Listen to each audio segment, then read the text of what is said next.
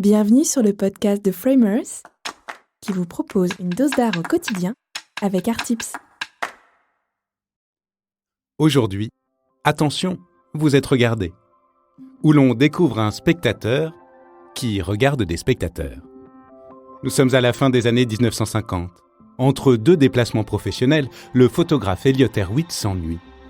Il part flâner dans les musées avec son appareil photo. Et il fait bien. Il y trouve l'inspiration, presque instantanément. Car oui, plus que les œuvres d'art, c'est surtout leurs spectateurs que Erwitt s'amuse à observer. Ces rendez-vous culturels deviennent très vite son terrain de jeu préféré. Passionné, l'artiste immortalise les visiteurs.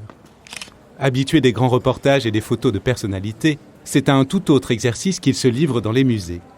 Bien évidemment, le photographe est fasciné par tout ce qu'il y découvre lors des expositions.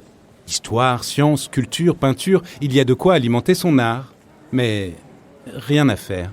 Son regard finit toujours attiré par les petites scènes autour des œuvres. Des situations cocasses que son œil plein de malice ne manque jamais.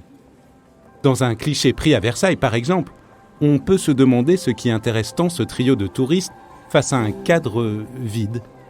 Le personnage du tableau voisin, qui les regarde du coin de l'œil, semble se poser la même question. Le regard espiègle d'Erwitt nous emmène aussi au musée du Prado, à Madrid, devant des Goya. D'un côté, un groupe d'hommes observe la peinture de la Maja nue.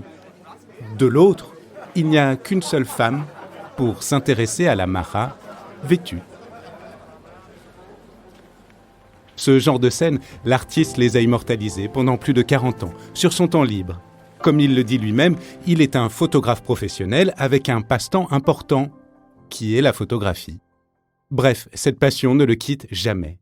Il profite de ses reportages aux quatre coins du monde pour continuer sa quête, saisir des instants magiques qui lui permettent de découvrir l'art au travers du regard des autres.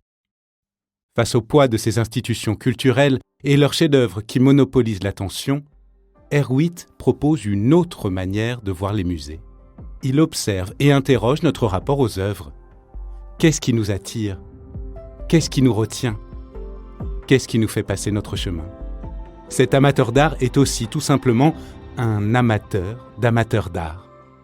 Dans ces instants volés, il trouve un supplément de réflexion, de sensibilité et une distraction.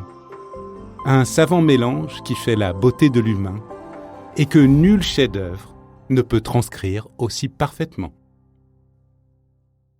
Cette histoire vous a plu ? Découvrez tous les mois de nouveaux décryptages d'œuvres en vous rendant sur samsung.com dans la rubrique The Framers et profitez de plus de 1400 œuvres disponibles en vous abonnant à l'Art Store.